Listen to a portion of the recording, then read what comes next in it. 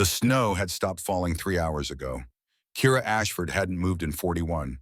Her breath came in controlled cycles. 3 seconds in, 7 seconds out. The vapor froze before it could rise more than 6 inches from her face. At 28 degrees below zero, the Alaskan wilderness didn't forgive mistakes. It didn't forgive movement. It didn't forgive weakness. Through the Leopold scope mounted on her M110 SAS, she watched the cabin 2,200 meters away. The distance was extreme, the kind of range that separated professionals from amateurs, the kind of range her father had made legendary. Kira adjusted her focus. The mirage was minimal at this temperature. That was good. Wind was steady at 4 miles per hour from the northeast. That was manageable. The real challenge was the cold itself. At this temperature, the 300 Winchester Magnum rounds in her rifle were contracting. Velocity would be affected. Trajectory would shift. She'd already calculated the adjustments. 17 times.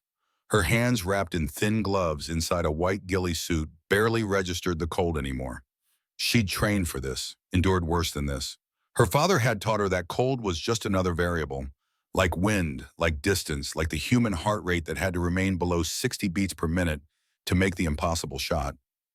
The cabin door opened. A figure emerged. Male, early 40s, military bearing evident in the way he scanned the perimeter.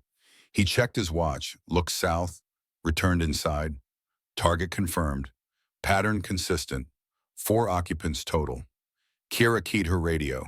The encrypted transmission would bounce off 3 satellites before reaching the Tactical Operations Center 400 miles away. Overwatch to TOC, target Alpha confirmed. 4 individuals, movement patterns unchanged, awaiting SEAL team arrival. Static crackled. Then a voice, copy Overwatch. SEAL element is 6 hours out. Maintain position and provide surveillance. Roger that. Kira settled back into her hide. 6 more hours of absolute stillness. 6 more hours of watching. 6 more hours of being the guardian no one would ever see. This was what she'd been trained for, what she'd chosen, what her father had died doing. The memory hit her without warning. It always did, unbidden, unwelcome, unavoidable. She was 7 years old again. Maine. Summer 2004. The black sedan came up the long gravel driveway like a funeral procession. Kira stood on the porch of the farmhouse, her small hands gripping the railing. Her mother's gasp behind her confirmed what the 7-year-old already knew. That car meant death. That car meant her father wasn't coming home. 2 men emerged, both in dress uniforms. The taller one was Colonel Franklin Bosworth, her father's friend, his mentor, the man who'd taught Nathaniel Ashford everything about being a sniper. Bosworth removed his cover as he approached. His face looked like it had aged 10 years since she'd last seen him at the base Christmas party. His eyes found Kira's, held them. She saw something there that frightened her more than the sedan, more than the uniforms. Guilt. Mrs. Ashford, Kira. His voice was granite scraping over sandpaper. I need to speak with you. They sat in the living room, Kira's mother on the couch, Kira beside her, Bosworth in her father's chair. The wrongness of that made her stomach hurt. Nathaniel was killed 3 days ago in Fallujah, operation going after high-value targets. He died instantly. There was no pain. The words came out in the practiced cadence of a man who'd delivered this speech before. But his eyes were saying something different. How Kira's mother's voice was barely a whisper. Bosworth's jaw tightened. Sniper, long range, professional, the kind of shooter we've only encountered once before. Who? The word came out of Kira before she could stop it. Bosworth looked at her, really looked at her, seeing not a child but something else, something that reminded him of her father. We have intelligence suggesting a Soviet-era operative. Codenamed the Siberian Ghost, real name Viktor Volkov, one of the best snipers the KGB ever produced. Your father was hunting him. The ghost got to him first. Later that night, after her mother had finally cried herself into exhausted sleep, Kira found Bosworth on the porch. He sat in the same spot where her father used to clean his rifles, where he'd taught her to calculate windage and elevation, where he'd told her stories about the Gulf War. Bosworth held something in his hands, her father's rifle, The custom Remington 700 that had accompanied Nathaniel Ashford through 96 confirmed kills, through Desert Storm, through a dozen classified operations that would never make the history books. He wanted you to have this, Bosworth said, when you were ready. Kira sat beside him. The rifle looked enormous, impossibly heavy. The stock was worn smooth from years of use. She could see her father's hands on it, could almost feel his presence. "Tell me about him," she said. "Tell me about the Gulf War." Bosworth's eyes drifted to the horizon, to somewhere far beyond the Maine woods, somewhere in the desert, somewhere 20 years in the past. 1991, Kuwait. Your father and I were Force Recon Marines. The Iraqi Republican Guard was dug in outside Kuwait City. Command needed eyes on their positions, needed someone to take out their officers, disrupt their command structure. He paused, ran his hand along the rifle barrel. We went in at night, 3 clicks behind enemy lines, set up on a ridge overlooking their main staging area. Your father spotted first. I was his spotter. The teamwork, the trust, you had to trust your partner with your life. How far was the shot? 1,800 meters, mile and an eighth, in desert heat, wind shifting every 30 seconds, the kind of shot that shouldn't be possible. But he made it. He made it, Iraqi colonel, one shot. The man dropped before the sound even reached their position. Chaos erupted. They never knew where it came from. Never saw us. We extracted before dawn. Your father had just made the longest confirmed kill in Marine Corps history up to that point. Kira touched the rifle. It was cold, solid, real. "Teach me," she said. Bosworth looked at her. 7 years old, 70 pounds, eyes that held something far older than her years. Your mother would never allow it. My father would. The silence stretched. Somewhere in the woods an owl called, the sound of a hunter announcing its presence. "When you're older," Bosworth finally said, "when you're ready, I'll teach you everything your father knew, everything I know, but you have to promise me something." "What?" "Promise me you'll do it for the right reasons, not for revenge, not for glory, but to protect, to be the guardian your father was." Kira looked at the rifle, at the worn stock, at the scope that had seen things she could only imagine. "I promise." The years blurred together, training, learning, growing. Bosworth kept his word. Every summer from age 10 onward, he appeared at the farmhouse, took Kiara into the woods, taught her what it meant to be a sniper. The first lessons weren't about shooting, they were about patience. "Lie there," Bosworth ordered. "Don't move, 4 hours." Kira was 12. The ground was wet, mosquitoes swarmed, her muscles cramped after the first hour. But she didn't move, because her father wouldn't have moved, because guardians didn't surrender to discomfort. At hour 3, a deer walked within 10 feet of her position. Didn't see her, didn't smell her, didn't know death could be lying motionless in the leaves. When the 4 hours ended, Bosworth nodded, just once.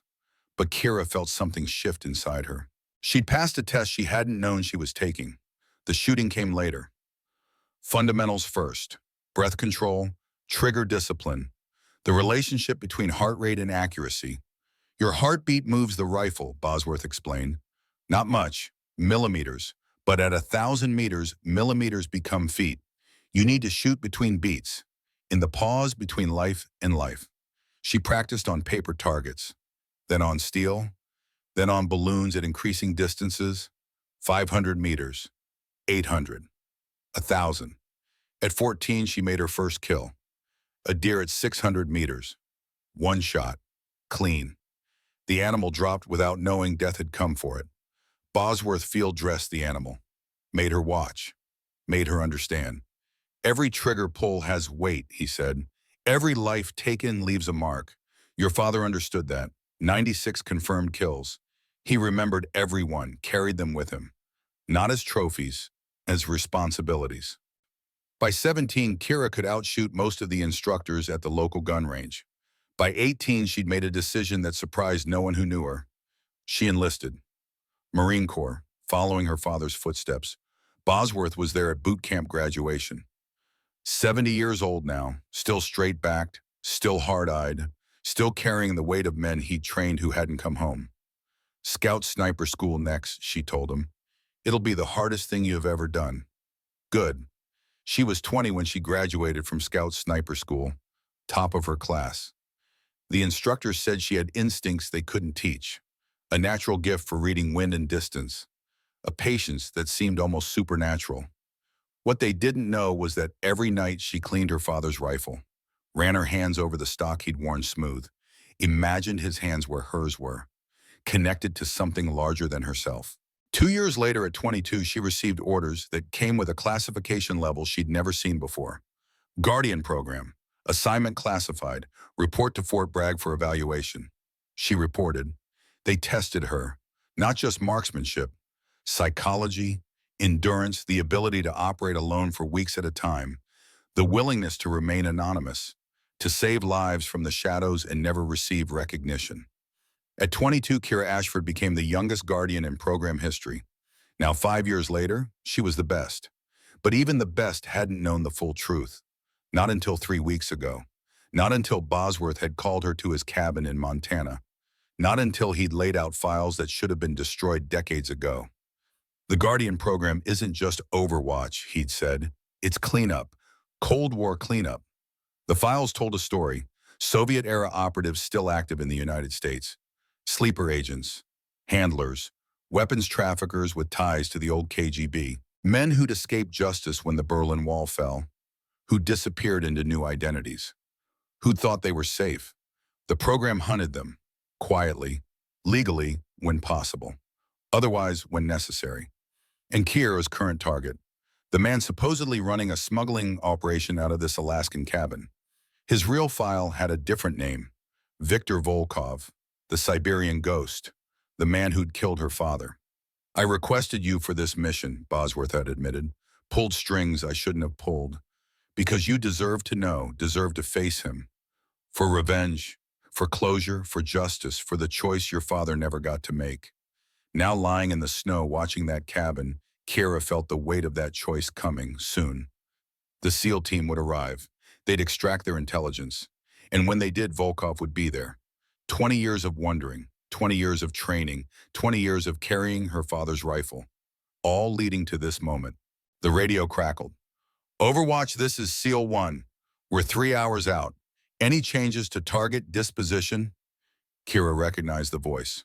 Lieutenant Garrett Holloway, by-the-book operator, solid reputation. She'd read his file, 38 years old, 2 combat deployments, 17 successful operations.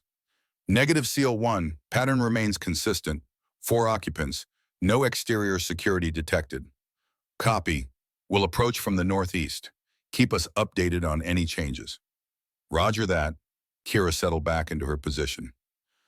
3 more hours, then the mission would begin. Then she'd see the face of the man who'd made her an orphan. Movement, her scope caught it, not from the cabin, from the adjacent ridgeline. 1,500 meters from the SEAL team's planned approach route. A flash of reflected light, brief, easily missed. But Kira didn't miss things. She adjusted her scope, scanned the ridgeline methodically, sector by sector, looking for the anomaly. The thing that didn't belong. There, a slight discoloration in the snow, too uniform to be natural, too positioned to be accidental. Someone else was watching. Kira's mind raced through possibilities. Local hunters, wildlife researchers, commercial operators checking trap lines. None of them made sense. Not in this location, not in this weather, not with that level of concealment discipline. Professional military training. That's what she was looking at. She keyed her radio. TOC Overwatch. I have possible observer on adjacent ridgeline.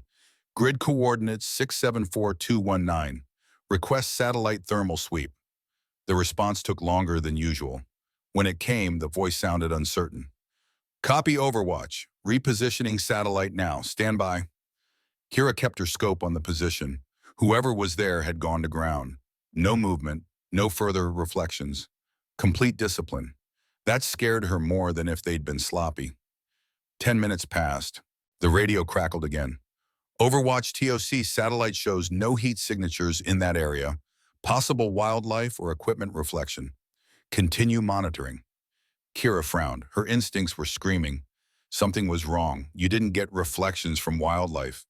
You didn't get professional level concealment from random hikers. Duok recommend increased alert status. This doesn't feel right. Noted Overwatch. SEAL element has been advised. Maintain surveillance. She didn't like it, but orders were orders. She'd maintain position. Keep watching. Trust that her training and the SEAL team's training would be enough. But in the back of her mind, her father's voice whispered a lesson he'd taught her long ago. When your gut says something's wrong, it's usually right. Trust your instincts. They're built from 1,000 small observations your conscious mind hasn't processed yet. Kira shifted her attention back to the cabin. Still no changes, still the same pattern. But now knowing someone else was watching the entire situation felt different. This wasn't a simple extraction mission. This was something else, something larger. And she was about to walk into the middle of it.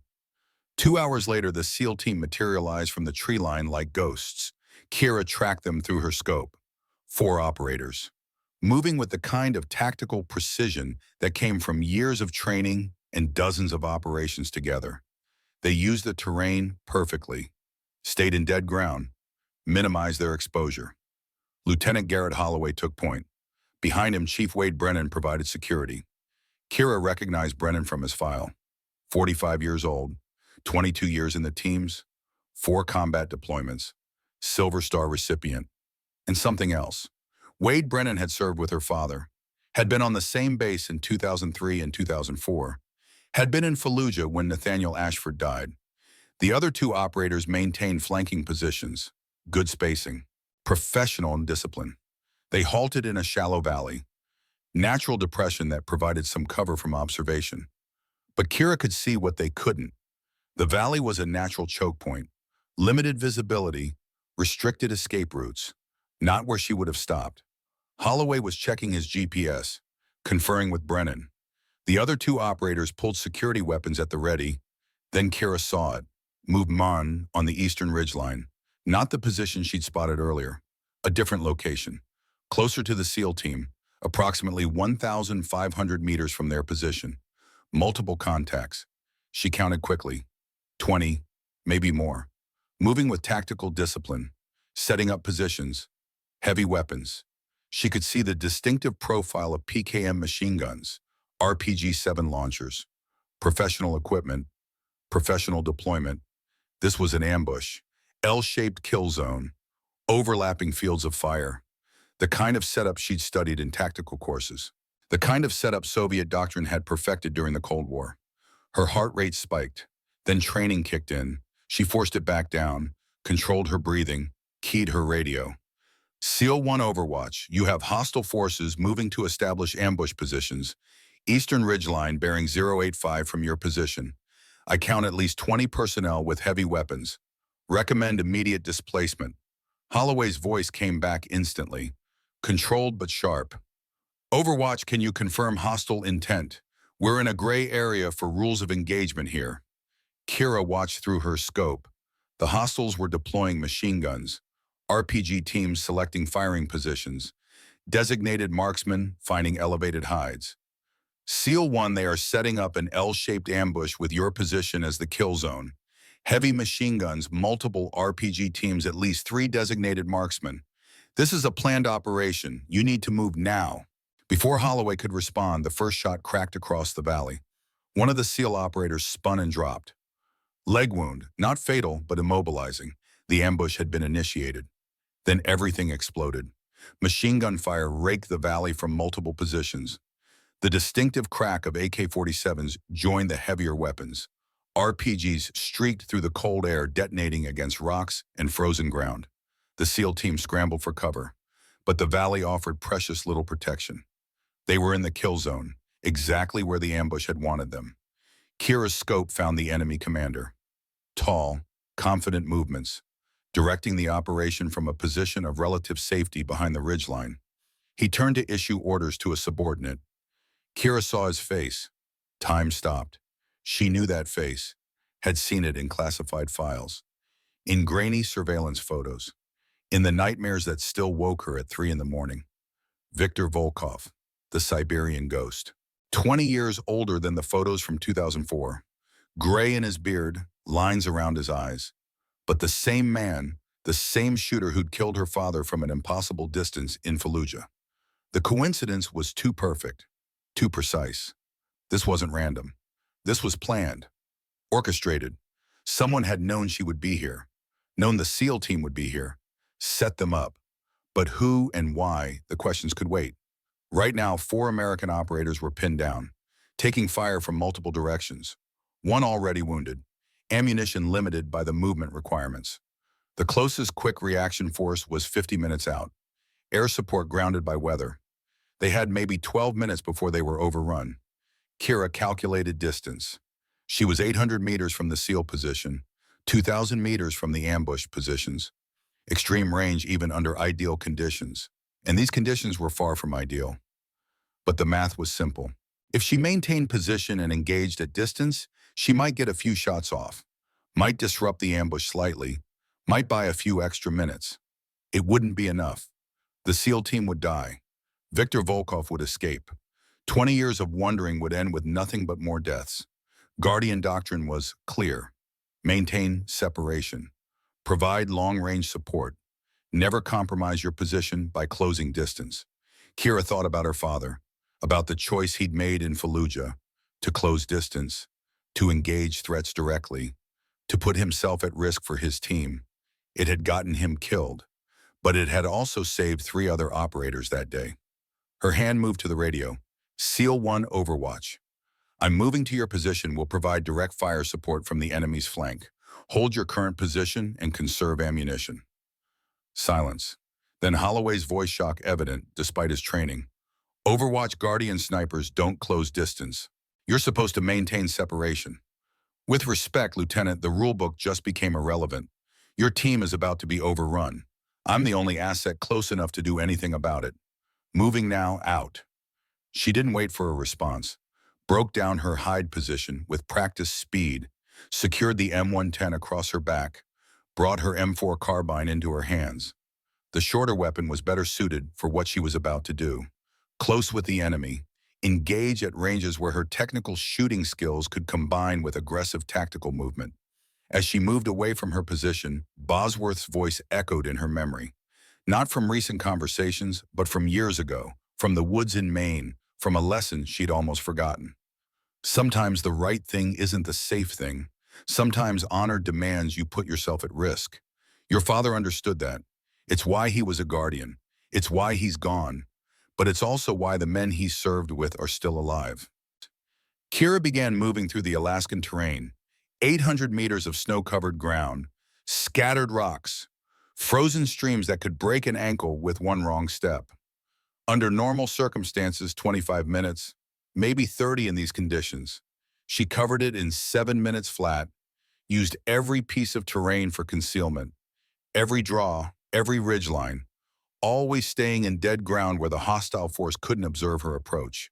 The temperature was brutal, 28 below. Her breath crystallized instantly, but adrenaline kept her warm, kept her focused. The M4 carbine was ready in her hands, spare magazines positioned for quick access, 2 fragmentation grenade staged for immediate use. At 300 meters from the nearest hostile position, she could see the full scope of the ambush. 3 primary firing positions, roughly L-shaped around the valley. Additional fighters providing security and ammunition resupply. Professional setup. Professional execution. But they'd made one critical mistake. Every security element was focused inward. On the valley, on the pinned SEAL team, on the kill zone they'd created. No one was watching their rear approaches. Who would attack a 20-man force from behind, in the middle of an Alaskan winter, with no backup, no support, no extraction plan? Kira Ashford would. And she was about to teach them why that oversight was fatal. She came up on their positions from the northwest, the direction of no threat, the blind spot in their security. Her first targets were 2 fighters providing rear security. Their job was to prevent exactly what she was about to do. But they were cold, tired, focused more on staying warm than maintaining proper vigilance. Both went down to suppressed fire. 2 rounds each, center mass. They dropped without a sound. Kira moved by each past their bodies, already acquiring her next target. Machine gun position, 20 meters ahead. 3 fighters working the weapon, keeping the SEAL team pinned with sustained fire. She closed to 15 meters, used a boulder for concealment, took 3 controlled breaths, then engaged. The suppressor on her M4 wasn't silent, but in the chaos of ongoing combat, the sound was lost. 3 fighters dropped in rapid succession, controlled pairs, 2 rounds center mass, confirmed the hit, transitioned to next target. The machine gun fell silent. Now the hostile force knew something was wrong, but they didn't understand what. Confusion rippled through their positions. Fighters started moving toward the silenced machine gun, trying to understand why their support fire had stopped. Kira made them pay for that decision. She engaged from a covered position behind rocks. M4 finding targets with mechanical precision. 4 more fighters down before the rest realized they were being attacked from behind. The coordinated ambush fragmented into chaos. The enemy force tried to deal with a threat they hadn't anticipated, hadn't planned for, couldn't see clearly. Through the confusion, Kira caught glimpses of Volkov, still directing his forces, still trying to maintain control, but his carefully planned operation was dissolving. Then her radio crackled. "Unknown friendly, this is SEAL 2. Identify yourself and your position. You're disrupting enemy fire, but we can't support you if we don't know where you are." The voice was older, gravelly, authority earned through decades of service. Wade Brennan. Kira keyed her radio while reloading. "SEAL 2, this is Overwatch. I'm approximately 200 meters northwest of your position, currently engaged with hostile elements from their rear. I've eliminated their primary machine gun support and reduced their effective strength by about a third, taking fire from multiple positions now." Pause. Then Brennan came back. Something in his voice had changed. Recognition. Disbelief. "Overwatch. You're the Guardian sniper. Thought you people operated from distance." "Normally I do, Chief. Today I'm improvising. Can you provide suppressive fire on bearing 320 from your position? I have enemy fighters regrouping and could use some help." "Copy that, Overwatch. Stand by for support fire." The SEAL team opened up with precision fire on the positions Kira had indicated. Their rounds forced the hostile fighters to seek cover, disrupted their attempts to coordinate against her. With the pressure relieved, Kira moved again, relocated to a position that gave her better angles on the remaining threats, better cover, better escape routes if things went bad. As she settled into the new position, she caught a glimpse of Volkov moving toward an extraction point. 2 fighters with him, moving fast. Professional withdrawal. She brought her rifle up, found him in her sights. Finger on the trigger. 1 shot. At this range, maybe 150 meters. Easy. Clinical. The man who'd killed her father would be dead before he knew what hit him.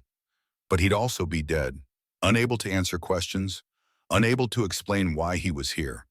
Why this ambush? Who had set it up? Her finger tightened, then relaxed. Not yet. Not like this.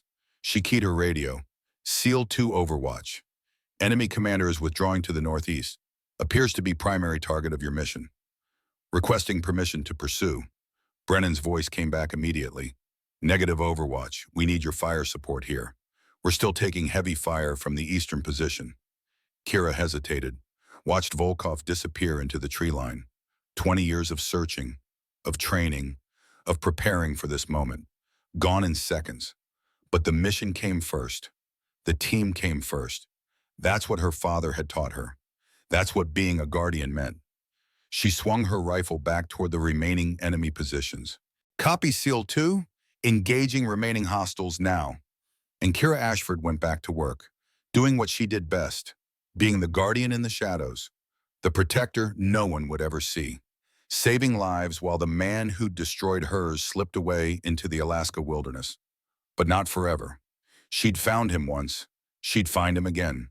And next time there would be answers. One way or another. The hostile force collapsed under pressure from 2 directions. What had been a coordinated ambush dissolved into scattered retreat. Fighters broke and ran. Some tried to withdraw in formation. Others simply fled. Kira tracked them through her scope. The M110 back in her hands now. The precision rifle she'd carried for 5 years. Each target was a calculation. Range, wind, drop. The mathematics of death at distance. She didn't take every shot, only the necessary ones.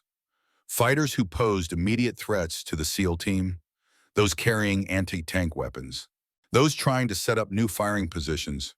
14 confirmed kills total in 18 minutes of sustained combat. Her father's record had been 96 kills over an entire career. She was 27 years old with 43 confirmed, all of them necessary, and all of them justified, all of them carried.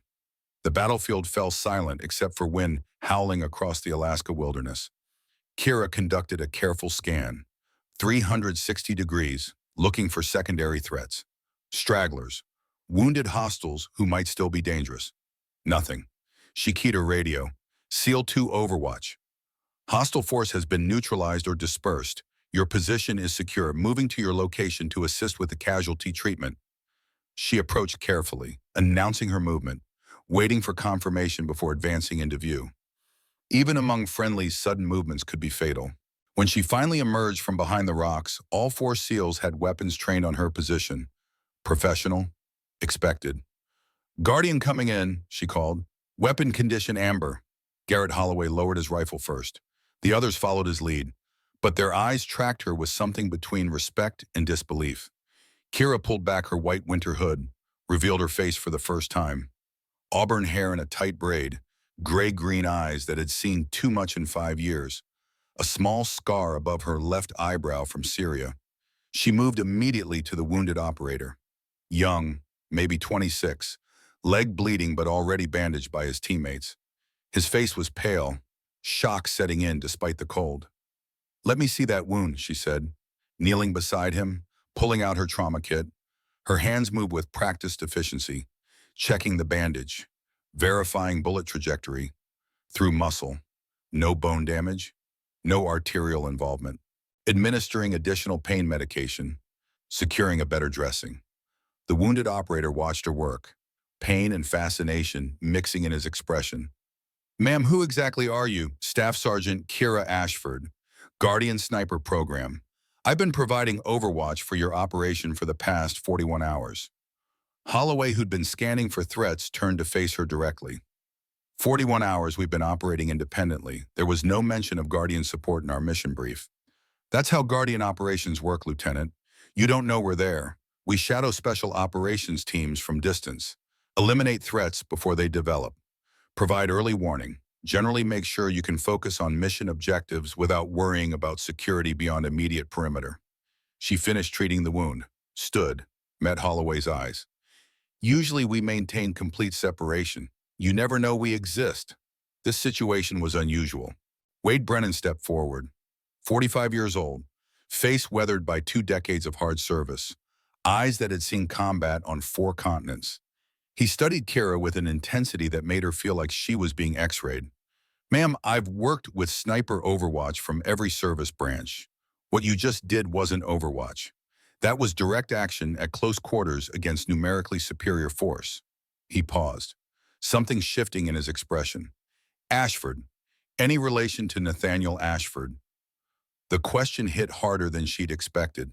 She'd known Brennan had served with her father, had been on the same base, but hearing her father's name spoken by someone who'd actually known him created a connection she wasn't prepared for. "He was my father." Brennan's entire demeanor changed. The professional operator facade dropped, replaced by something more human, more vulnerable. "Holy hell, I served with your old man in '03 and '04. Best sniper I ever saw. Best Marine I ever knew." He paused. "I was at the memorial service. You were just a kid, maybe 7 years old." "7," Kira confirmed. "I remember. Your father talked about you all the time, showed everyone pictures, said you had his patience, his eye for detail, said you'd be something special." The words created a knot in Kira's throat. She swallowed it down. Emotions had no place on the battlefield. There would be time for feelings later, or there wouldn't. Either way, the mission came first. "He taught me well," she said simply. Before the conversation could continue, the weather announced its presence. Wind that had been merely cold became savage, gusting hard enough to push people sideways, temperature dropping noticeably. the sky taking on the peculiar darkness that experienced operators recognized as serious weather incoming. Kira looked at the darkening sky, felt the wind pattern with instincts honed by years in harsh environments. We need shelter immediately. Major storm system moving in, probably 30 minutes. Staying in this valley will be fatal. Holloway trusted her judgment without question. Anyone who could do what she'd just done had earned credibility. Recommendations. Cave system approximately 2 kilometers north. I identified it during reconnaissance yesterday. Protection from wind and cold. Concealment from observation. Defensible positions if needed. The wounded operator, whose name Kira learned was Tyler Mitchell, spoke up through gritted teeth. I can't move 2 clicks. Not with this leg. Kira nodded. The wound will hurt, but it won't prevent movement. I've administered pain medication. Bleeding is controlled. We rotate carrying your gear to reduce load. You can walk with assistance.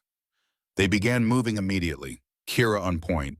She had the best knowledge of terrain and route.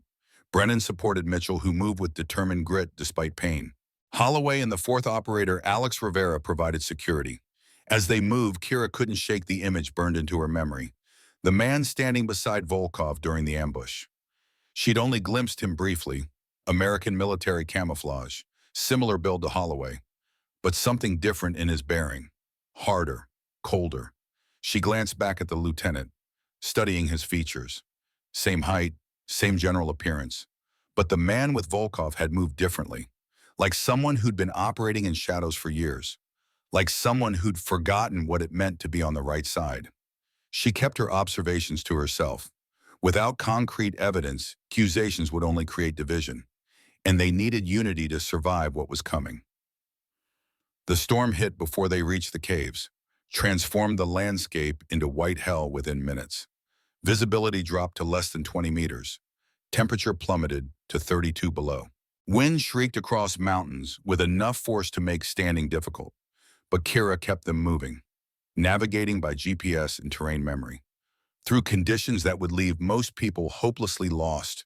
This was what she'd trained for, what her father had prepared her for. Operating when others couldn't, surviving when survival seemed impossible. They reached the cave system as the storm reached full fury. Narrow entrance, deep enough into the mountain to provide real protection, good thermal properties that would retain body heat. Kira led them to the best chamber, 15 meters deep, defensible entrance, natural ventilation that wouldn't cause carbon monoxide buildup if they built a small fire. As they established defensive positions and made Mitchell comfortable, Kira took Brennan aside. Chief, I need to tell you something. The enemy commander, I recognized him. Brennan's eyes sharpened. Who? Viktor Volkov, former Spetsnaz, codenamed the Siberian Ghost. Recognition flashed across Brennan's face. Then something else. Understanding. Sympathy. The man who killed your father. Yes, and he wasn't alone. Someone who looked exactly like Lieutenant Holloway was with him.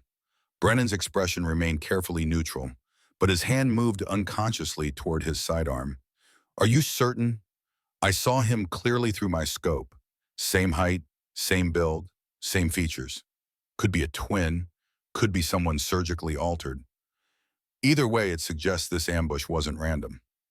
A twin, Brennan murmured. His eyes flicked briefly toward Holloway, who was setting up security near the cave entrance. That would explain some things. The lieutenant's been acting off since we received this assignment, checking his watch constantly, insisting on specific routes that weren't optimal. We need to be careful, Kira said quietly. I don't have concrete evidence yet, just what I observed, but something's not right with this operation. Agreed. For now, we focus on survival. Once the storm passes, we figure out who's trying to kill us and why. As they rejoined the others, Kira felt the familiar weight of responsibility settling on her shoulders. But now there was something else. A personal stake she hadn't anticipated. Volkov's presence couldn't be coincidence. 20 years after killing her father, appearing in Alaska, leading an ambush against the exact SEAL team she was supporting. Someone had orchestrated this. Someone wanted something. Or someone wanted people dead. She needed answers, and she knew exactly who to call. Kira moved deeper into the cave system. using her tactical flashlight to navigate narrow passages. She needed privacy for what came next, distance from ears that might be listening. After 30 meters through increasingly tight tunnels, the passage opened into a small chamber. Natural formation, hidden from the main cave. Perfect. She pulled out her satellite phone, military-grade encryption, theoretically secure. But in her experience, nothing was truly secure when powerful people wanted to listen. She dialed a number she'd memorized but never written down. It rang 4 times, then a voice that sounded like gravel in a cement mixer. This line is supposed to be for emergencies only. Colonel Franklin Bosworth, 70 years old, retired from active service, but still connected, still informed, still the closest thing to a father she had left. This qualifies, Kira said. Viktor Volkov was here, leading the ambush against the SEAL team. Silence on the other end, long enough that Kira thought the connection had dropped. Then Bosworth's voice came back. Careful, measured. That's not possible. Volkov's been off the grid for 16 years. Last confirmed sighting was '08 in Chechnya. I'm telling you, I saw him. Face to face, close enough to make a positive identification. This was him. Another pause. Kira could hear typing in the background. Bosworth accessing databases, pulling files. If Volkov's active again, it means something big is in motion. He doesn't operate freelance. Never has. Someone's controlling him. Someone with significant resources. There's more, Kira said. I've been investigating your father's death for 20 years. Pulling threads, following connections most people wouldn't see. I've found something. Kira's heart rate increased despite her training. What? A network, Cold War-era cooperation between U.S. and Soviet intelligence. Started in the 80s, Reagan administration, operations in Eastern Europe, Berlin before the wall fell. The goal was preventing nuclear escalation, back-channel communications, shared intelligence on third-party threats.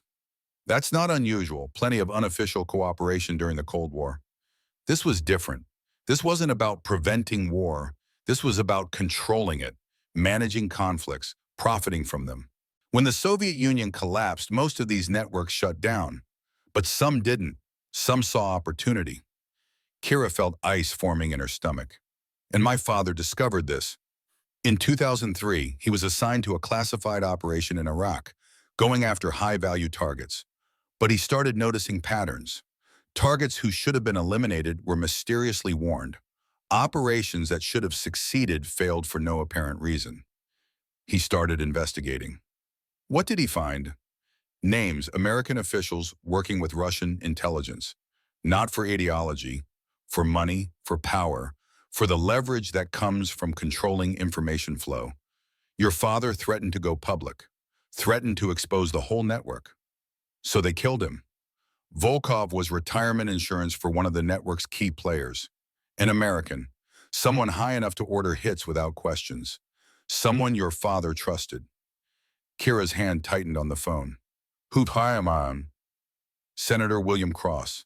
He was a colonel back then. Your father's commanding officer during the Gulf War. His mentor. His friend. The name hit like a physical blow. Cross. The man who'd visited after her father's death. Who'd expressed sympathy. Who'd promised to find those responsible. The man who'd orchestrated the murder. Where's the evidence? I'm sending you encrypted coordinates. Cave system you're in has been used as a forward operating base. Look for a hidden chamber. Southeast passage from your current position, there's a lockbox, red tulip files, everything your father discovered before they silenced him. The connection started breaking up. Storm interference. Frank, I need to know, did you suspect Cross back then? Static, then fragments of words. Suspected, couldn't prove, had to wait, had to gather. Protected you. I'm sorry. Protected me how? Guardian program, created specifically. Watch over you, keep you safe until timing was right. The implications crashed over Kira. Her entire career. The program she'd devoted herself to. All of it potentially designed not just to protect special operations teams, but to control her. To keep her where powerful people could monitor her. Frank, nothing but static. The connection was dead. Kira stood in the darkness of the cave. mind racing. 20 years of her life suddenly recontextualized. The training, the recruitment, the assignments. How much had been real? How much had been manipulation? She pushed the questions aside. They could wait. Right now she needed to find those files, needed to see the evidence for herself. She navigated back through the passages, found Brennan maintaining watch while the others rested. I need to check something deeper in the cave system, she said. Possible supply cache from previous operations. Could have gear we need. Brennan nodded, didn't question. That was the thing about experienced operators. They understood when questions weren't appropriate. Kira took the southeast passage, following coordinates Bosworth had transmitted before the connection died. Her flashlight cut through absolute darkness. The passage narrowed, widened, descended. After 40 meters, it opened into another chamber. This one wasn't natural. Someone had modified it, expanded it, made it into something functional. A field desk sat against one wall, topographic maps pinned to a makeshift corkboard, military-grade satellite communication system in the corner. Someone had established a forward operating base, far from prying eyes, far from official channels. Kira examined the maps, felt her blood turn cold. The markings corresponded exactly with the SEAL team's planned routes. Every waypoint, every checkpoint, every alternate position. This confirmed her suspicion. The ambush hadn't been random. Someone had known exactly where they would be, exactly when they'd arrive. She found the lockbox beneath the desk. High-quality lock, military grade. But Kira had picked up certain skills beyond sharpshooting during 5 years of covert operations. 2 minutes. The lock surrendered. Inside were operational documents, communications transcripts, surveillance photos, and beneath them a folder labeled in faded typewriter font. Operation Red Tulip, Fallujah, Iraq, 2004. Kira's hands trembled as she opened it. The first page was a mission brief, classified above her clearance level, but she read it anyway. The mission her father had led hadn't been about extracting an intelligence asset. It had been about assassination, eliminating a Russian operative who'd threatened to expose American officials working with Moscow. The operation had been authorized by Colonel William Cross, Terminal Control Officer, the man who'd decided who lived and who died. Her father's name appeared on page 3, Team Leader Captain Nathaniel Ashford, with a handwritten note in the margin. Subject has expressed reservations about operational parameters. Reliability questionable. Recommend termination if compromise suspected. The note was dated 3 days before her father died. Kira turned pages, found communication intercepts. Her father reporting back to base, expressing concerns about the mission, about the intelligence, about the people giving orders. Then a final entry, the after-action report. Captain Ashford KIA, hostile sniper fire, remainder of team extracted successfully, mission objectives achieved, recommend closure of investigation. Signed by William Cross. But there was more. A separate folder marked actual events. Inside was the truth. Her father had discovered the network, had proof of American officials collaborating with Russian intelligence, had refused to participate in the assassination, had threatened to report Cross. The operation had been restructured, not to eliminate a Russian operative, but to eliminate Nathaniel Ashford. Volkov had been contracted specifically for that purpose, paid through untraceable accounts, given intelligence on Nathaniel's position, his routes, his habits. The shot that killed her father hadn't been luck. It had been an execution, and Cross had orchestrated everything. Kira's vision blurred. Tears she hadn't cried in 20 years threatening to overwhelm her. But she forced them back, locked them down. Her father had taught her that emotions could wait. The mission always came first. She photographed every document, every page, uploaded them to encrypted cloud storage with multiple redundancies, then returned the originals to the lockbox. When she emerged from the chamber, she found Brennan waiting in the passage. His weapon wasn't drawn, but his body language was alert. Ready. You found something, he said. Not a question. Yes. Bad. The worst. She told him. Everything. The network, Cross, the 20-year conspiracy. Her father's murder disguised as combat casualty. Brennan listened without interrupting. His face showed no emotion, but his eyes. His eyes showed the reaction of a man who'd served honorably for 20 years, learning that the system had been corrupted from the top. "What do you need?" he asked when she finished. "The truth to get out, the evidence to reach someone who can act on it, and Volkov alive to testify." Holloway's not going to like that. He's been tasked with eliminating Volkov, not capturing him. Holloway might not have a choice. If what I suspect is true about his twin, the lieutenant is being set up just like we are. Footsteps echoed from the main chamber. Both of them tensed. Then Holloway appeared. "Hey, hi, about them." His expression was troubled. "We need to talk," he said. "All of us. Because I just received orders that don't make sense, and I think you might know why." They returned to the main chamber. Mitchell was resting. Rivera maintained watch. Holloway pulled everyone together. The team, plus Kira, 5 operators who just survived an ambush, now facing questions about why. Holloway pulled out his satellite phone, showed them a message. Encrypted, but he'd already decoded it. "Eliminate all witnesses, no survivors. Blame hostile action. QRF will arrive in 6 hours for cleanup." The message was signed by Cross, Senator William Cross, who had no official authority over SEAL operations, who shouldn't have access to this communication channel, who shouldn't have known about this mission, unless he'd planned it from the beginning. "I think," Holloway said slowly, "we've been sent here to die, all of us, and I think I know why." He looked at Kira. 3 months ago, I was approached by an internal affairs investigator. They suspected corruption in the chain of command, wanted me to go undercover, accept a mission that seemed suspicious, document everything, gather evidence. "This mission," Kira said, "this mission. I was told it was a simple extraction. Intelligence asset from a Russian smuggling ring. Standard operation, but the parameters kept changing. The intel kept shifting. And then I started seeing someone who looked exactly like me in surveillance photos from the target area." "Your twin brother," Brennan said. Holloway nodded. "Daniel, we were separated when we were kids. Foster system, lost track of each other. I didn't know he was alive until I saw those photos.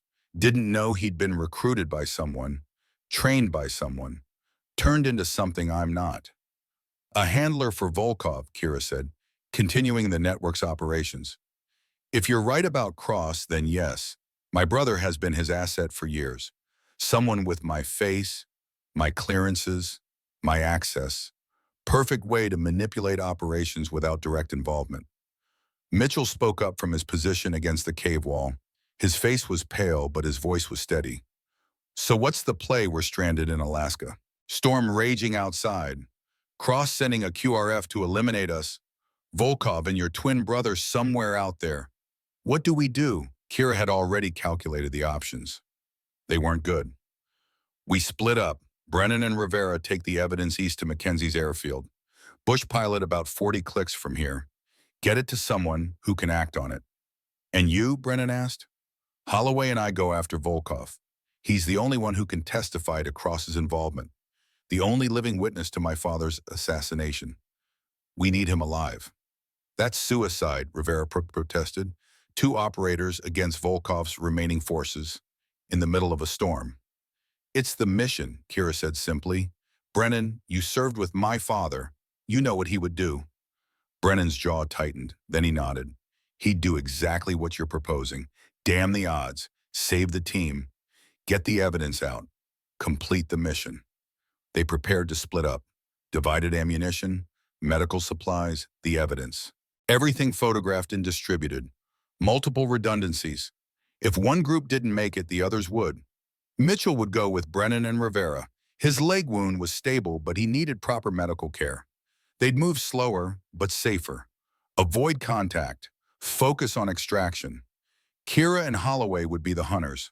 Light and fast, tracking Volkov through the storm, finding him before Cross's QRF arrived. As they prepared to leave, Kira pulled Brennan aside one last time.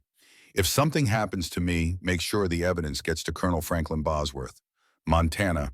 He'll know what to do with it." "Nothing's going to happen to you," Brennan said. "You're Nathaniel Ashford's daughter. Best sniper genetics in Marine Corps history. You'll be fine. My father had the same genetics. Didn't save him."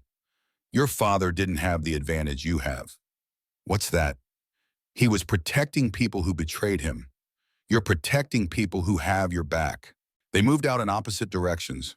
Brennan's team heading east, Kira and Holloway heading northeast. Following tracks Volkov's forces had left before the storm obscured everything. The blizzard was biblical, 40 below wind chill, visibility measured in feet rather than meters. But Kira used it as cover, as concealment, as the tactical advantage her father had taught her to exploit. They moved for 2 hours through conditions that should have been impossible, following terrain features Kira had memorized, using GPS when absolutely necessary, mostly relying on instinct and experience. Then they saw it, light through the storm, faint, flickering, the glow of a fire in an enclosed space, abandoned weather station. Kira had noted it during her initial reconnaissance but dismissed it as too exposed, too obvious. But it was the only shelter for 20 kilometers, and Volkov would need shelter. Even legendary snipers couldn't survive 40 below indefinitely. They approached carefully, clearing sectors, watching for sentries, for tripwires, for any indication this was a trap. Nothing. Either Volkov was confident enough not to post guards, or he was expecting them. Kira suspected the latter. They reached the weather station's entrance. The door was ajar, inviting them in, or daring them to enter. Holloway looked at Kira, the question unspoken but clear. She nodded. They'd come too far to turn back now. They entered. Viktor Volkov sat by a small fire, alone, his rifle leaning against the wall, arms spread, showing he wasn't a threat. He looked at Kira with eyes that had seen a half-century of war. I wondered when Nathaniel Ashford's child would find me, he said. His English was accented but clear. Took you 20 years. Your father would have found me in 5. Kira's weapon was trained on his center mass, but she didn't fire. Where are your men? Gone, withdrawn. This is between you and me, has been for 20 years. You killed my father. Yes. The simple acknowledgement hit harder than denial would have. No excuses, no justifications, just truth. Why? Volkov sighed, gestured to the chairs across from him. Sit, I will tell you everything, and then you will decide if I die here or if I help you destroy the man who gave the order. Kira and Holloway exchanged glances. This could be a trap, could be a delaying tactic, could be anything. But it could also be the truth. They sat, weapons ready, but listening, and Viktor Volkov began to speak. Viktor Volkov stared into the fire. The flames reflected in eyes that had witnessed 5 decades of killing. His hands, weathered and scarred, rested calmly on his knees, the hands that had pulled the trigger 20 years ago. Your father was greatest adversary he ever faced, Volkov began. His voice carried the weight of confession.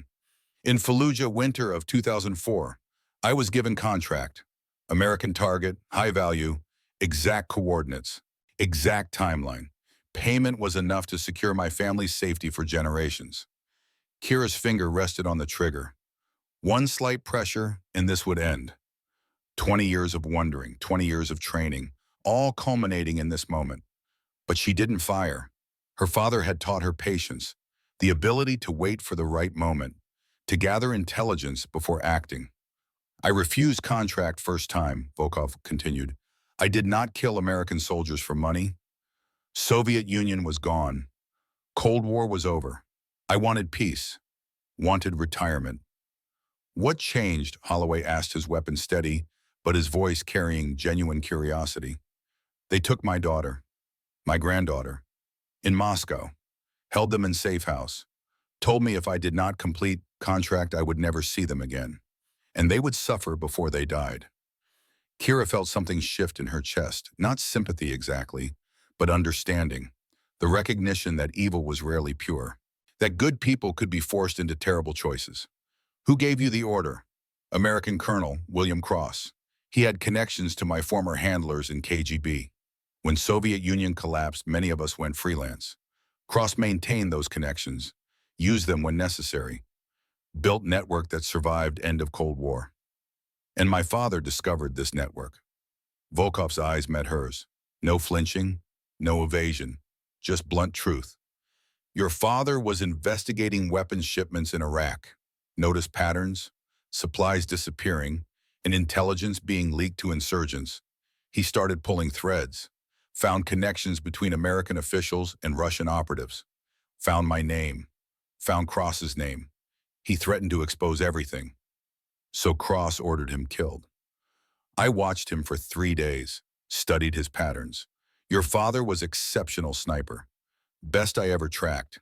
He knew someone was hunting him, changed positions constantly, never established predictable routine. Very difficult target. Volkov paused. The fire crackled. Outside, the storm howled. On third day, he made mistake. Small mistake. Stopped to help injured Iraqi civilian. Child caught in crossfire between insurgents and coalition forces. Your father could not walk past suffering, even when it meant exposing himself, even when it meant death. Kira felt tears threatening, forced them back. That was her father, the man who'd valued compassion over caution, who taught her that being a warrior meant protecting the innocent. I had clear shot, 1,100 meters, extreme range, but conditions were perfect. Wind steady, temperature stable. I took breath, held it, and I pulled trigger. The silence stretched, heavy, suffocating. He died instantly. Never knew what hit him. If there is mercy in my profession, that is it. Clean death, no suffering. Before Kira could respond, a sound interrupted. Boots on metal. Multiple footsteps approaching from the weather station's back entrance. Both Kira and Holloway spun weapons ready. A figure emerged from the shadows. Same height as Holloway, same build, same facial features. But the eyes were different, colder, emptier, dead inside. Daniel Kane, the twin brother. He wasn't alone. 4 armed operators flanked him, professional, disciplined, blocking the only exit. "Hello, brother," Daniel said. His voice was identical to Holloway's but carried none of the warmth. "Didn't think I'd let you walk away with the old man's evidence, did you?" Holloway's weapon came up trained on his mirror image. "Daniel, it doesn't have to end like this. Cross is finished. The network is collapsing. You can still walk away." "Walk away." Daniel's laugh was hollow, bitter. "To what I've spent 20 years building this operation. You think I'm going to surrender because our corrupt system suddenly pretends to care about justice?" Kira kept her rifle on Daniel while calculating odds. 7 hostiles, including Daniel. 3 friendlies with Volkov wounded and weakened. The mathematics of survival weren't favorable. "You helped murder American soldiers," Kira said, her voice steady despite the rage building inside. "For money. For survival," Daniel corrected sharply. "The system doesn't care about people like me. Foster kids, throwaway children. Cross gave me purpose, gave me power. Your precious military gave me nothing." "He used you," Holloway said, pain evident in his voice. "Can't you see that you're just another tool to him? Disposable. And you're a tool for a system that's equally corrupt. At least I got paid well for my service." The standoff stretched, neither side willing to make the first move. Any miscalculation would trigger a firefight that would kill everyone in the confined space. Then Volkov spoke. His voice was weak but clear. "Boy, you are fool. I worked for Cross 30 years. He will discard you the moment you become liability. Is already planning your elimination. Why do you think he sent so many operators here? Not to help you, to clean up mess, including you." Daniel's eyes flickered. Doubt appeared for just a second, a crack in the facade. Kira seized the moment. "The USB drive Volkov gave me contains communications. Cross-ordering your termination. Dated 2 weeks ago. You're a loose end, Daniel. Just like the rest of us, just like everyone who knows too much. You're lying. Am I? Ask yourself why Cross sent you here personally. Why he didn't coordinate from safety in Washington. He wanted you in the kill zone. Easier to explain your death if you're physically present when the operation goes bad." Daniel's weapon wavered imperceptibly. His operators shifted, exchanging glances. They were mercenaries, loyal to money, not ideology. If their employer was planning to eliminate them, that fundamentally changed their calculations. "Show me," Daniel demanded. "Show me these communications." Kira moved slowly, deliberately, retrieved the USB drive from her tactical vest, moved to the weather station's ancient computer terminal. Surprisingly, it still functioned. She inserted the drive. The files opened. She navigated to a folder marked Termination Orders. Opened a document dated 14 days prior. Daniel stepped closer, read the screen. His face went pale. Eliminate Daniel Kane and associated contractors following completion of Alaska operation. Casualties to be attributed to hostile action during mission parameters. No survivors, no witnesses, network integrity maintained. The signature at the bottom, Senator William Cross. Daniel stared at the screen. 20 years of loyalty, 20 years of believing he mattered, destroyed in a single paragraph. That son of a bitch, he whispered. The sound of helicopters increased. Multiple aircraft. Cross's main force closing in fast, minutes away from overwhelming their position. Kira made her pitch. Quick, concise. No time for elaborate persuasion.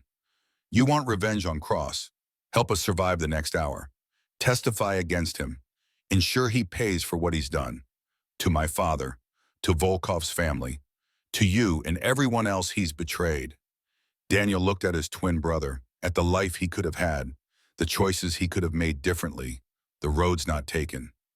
If I help you, I go to prison. Long time. Yes, Holloway said quietly, but you'll be alive. And you'll have done one right thing in a life full of wrong ones. That counts for something, Daniel.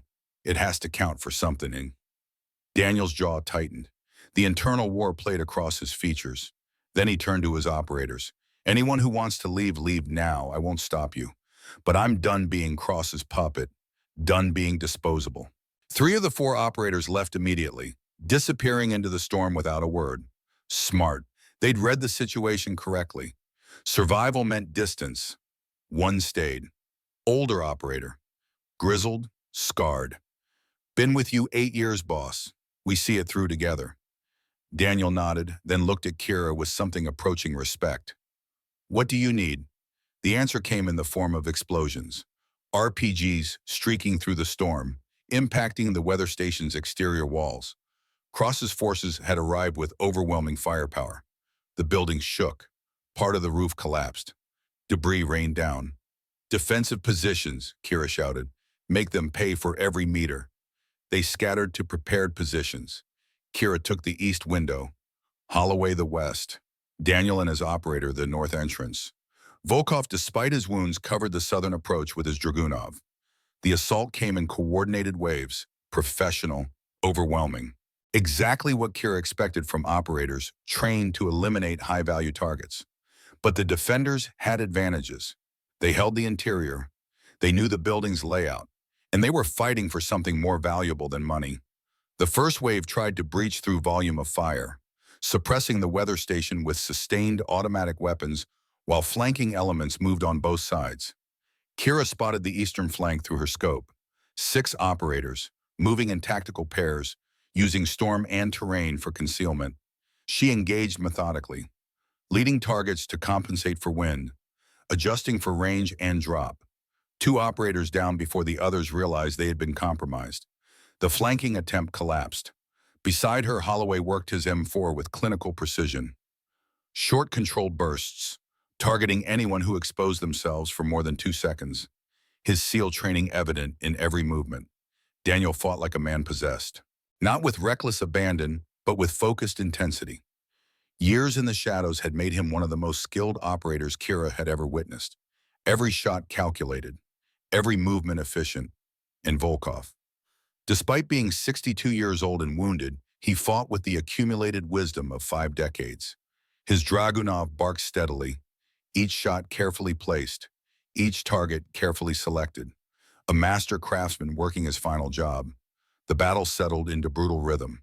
Cross's forces would probe, test defenses, look for weaknesses. The defenders would repel them, make them pay in blood for every attempt. But it was mathematically unsustainable. They were outnumbered 5-1. Ammunition was finite, and Cross had patience. He could afford to wait for them to run dry. Kira's radio crackled.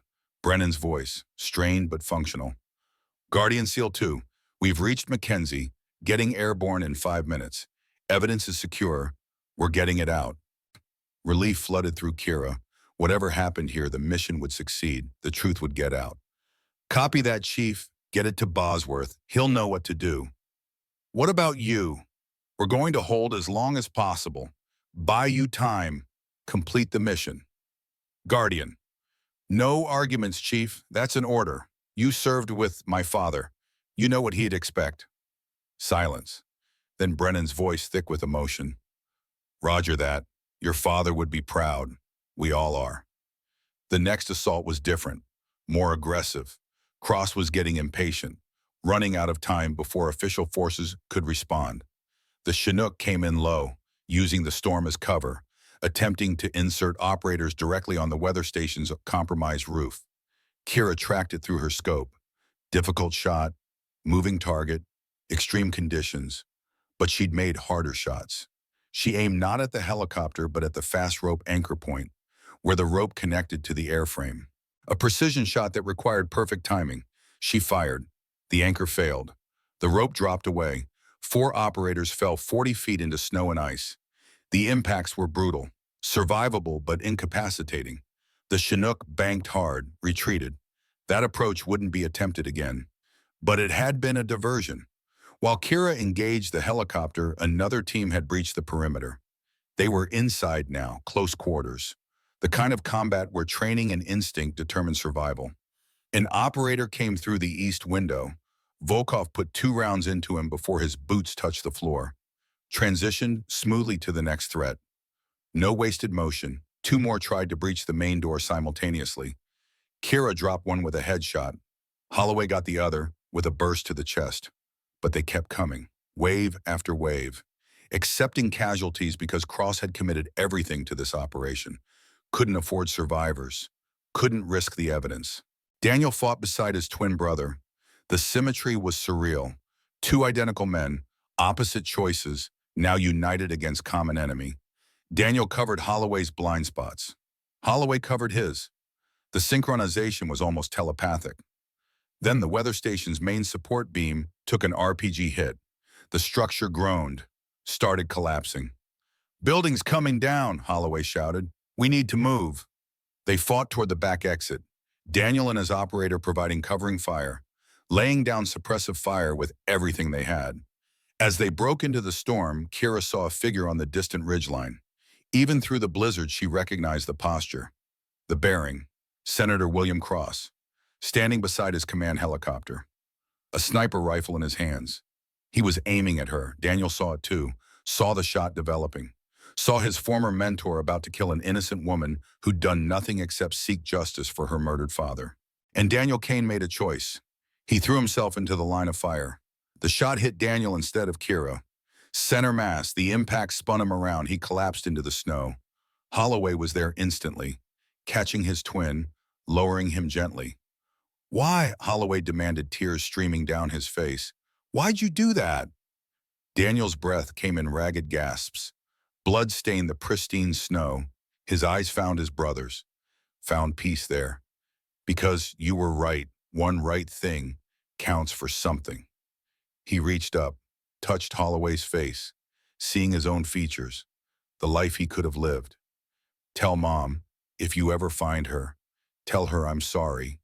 For all of it."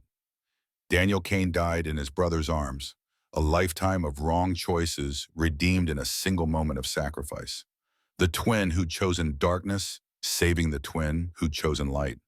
Holloway held him, grief overwhelming training. The brother he'd lost as a child, found as an enemy, lost again as an ally. Kira gave him 10 seconds. That was all they had. Then she pulled him up. "We move. Now. He bought us time. We don't waste it." They ran, through the storm, away from the collapsing weather station. Behind them, Cross's forces were regrouping, preparing for final assault.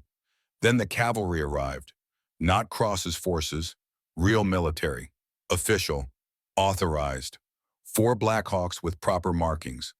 Transponders broadcasting on official frequencies. The distinctive profile of legitimate military operation.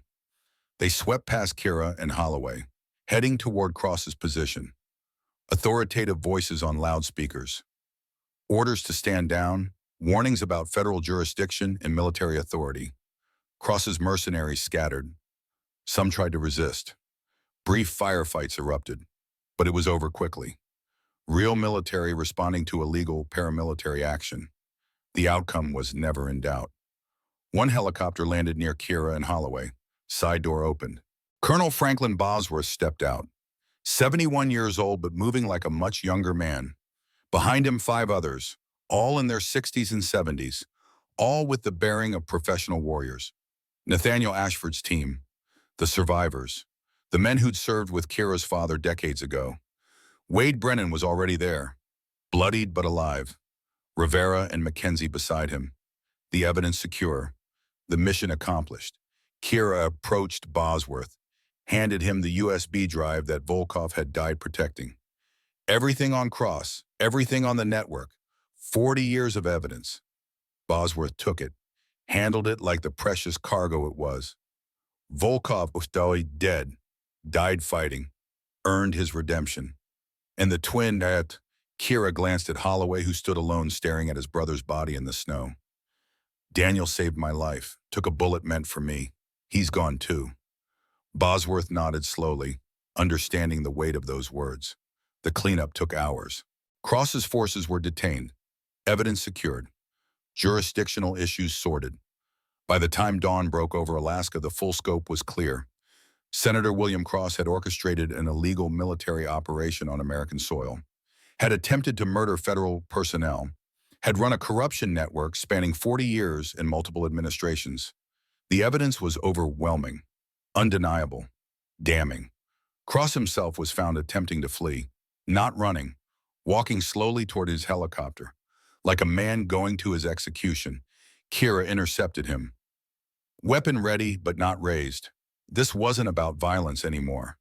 It's over, Cross. He stopped, turned, looked at her with eyes that had aged a decade in a single night. Your father, he began. Don't. Kira's voice was ice. You don't get to talk about my father. You killed him, your best friend, the man who trusted you. I never wanted. You had a choice. You chose power over friendship, control over honor, money over integrity. Every victim, every betrayal, every death. You chose all of it. Cross's shoulders sagged, the weight of 40 years of corruption finally breaking him. I did what I thought was necessary. No, you did what was convenient, what protected your position, what kept you in control. Bosworth approached from behind. His voice was gentle but carried infinite sadness. William, it's over. You know it's over. Cross turned, saw his old friend, the man who'd served beside him for 50 years. Frank, you should understand. You were there. In Berlin during the Cold War. In the Gulf, you know what we accomplished. How we kept the balance. I know what we were supposed to accomplish. And I know when it got corrupted. When you stopped serving the mission and started serving yourself. You killed Nathaniel Ashford. Bosworth's voice cracked. Raw emotion breaking through decades of discipline. Your best friend, the godfather to your children. You had him assassinated because he threatened your empire. Cross's face crumpled, the facade finally shattering completely. For a moment, he looked like what he truly was. An old man, tired, broken, defeated by his own choices. I didn't want to, he whispered. God knows I didn't want to, but Nathaniel wouldn't stop, wouldn't compromise. And I'd come too far, built too much, sacrificed too much. I couldn't let it all fall apart. So you let him fall instead. Cross's hand moved toward his sidearm, not to draw, just to touch it, considering options. I won't go to prison, won't give you the satisfaction of a trial, won't let you parade me like some common criminal. Kira moved, faster than Cross expected, covered the distance in 2 seconds, knocked his hand away from the weapon, grabbed his wrist, applied pressure. Cross gasped, dropped to his knees. You don't get the easy way out, Kira said. Her voice was steady, final. You're going to face every family you destroyed, every soldier you betrayed, every person whose life you ruined for your network. You're going to answer for all of it. Cross started crying, not from physical pain, from the realization that his legacy would be betrayal, that history would remember him not as a patriot, but as a traitor. I'm sorry, he sobbed. God help me, I'm so sorry. Kira stepped back, looked down at the man who'd orchestrated her father's murder. Tell it to the judge. Tell it to the tribunal. Tell it to everyone whose lives you destroyed. I don't want your apologies. I want justice. She walked away, left Cross in the snow, broken, defeated, finished. Bosworth approached her, put his arm around her shoulders. Your father would be proud. You could have killed him, would have been justified. But you chose justice over revenge. That's what Dad taught me. That's what makes us different from them. 3 months later, Fort Bragg, North Carolina. The military tribunal courtroom was packed, closed to the public but open to the victims. Kira sat in the front row, Bosworth beside her, Brennan and Holloway behind them. Nathaniel Ashford's old teammates scattered throughout. Cross looked diminished in prison orange, the power and authority stripped away. Just an old man facing consequences. The prosecutor laid out the case methodically. Operation Red Tulip, the network, the assassinations, the corruption, 40 years of betrayal distilled into evidence and testimony. Wade Brennan testified, spoke about serving with Nathaniel Ashford, about the honor the man represented, about the betrayal that had killed him. His voice never wavered. His testimony was devastating. Alex Rivera corroborated, provided tactical details that destroyed Cross's defense, showed the jury exactly how the network had operated, how American soldiers had been sacrificed for profit. Even Tyler Mitchell testified, from his own prison cell, facing charges for his role in the conspiracy, but willing to tell the truth about his family's generations of service to Cross's network. Seeking whatever small redemption confession might provide, Cross's defense tried to argue necessity. National security, the greater good, the difficult choices required by those who understood the real world. The tribunal wasn't impressed. Guilty on all counts, life in federal prison, no possibility of parole. As Cross was led away, he looked at Kira one final time, tried to say something, but she turned away. He'd lost the right to her attention, lost the right to explanations or justifications. After the verdict, there was a ceremony. Captain Nathaniel Ashford received a posthumous Medal of Honor for actions above and beyond the call of duty, for exposing corruption at the cost of his own life, for serving with honor when others chose dishonor. The president himself presented the medal to Kira, spoke about sacrifice, about integrity, about the warriors who upheld the nation's best values even when the system failed them. Kira accepted the medal. The weight surprised her, not physical weight.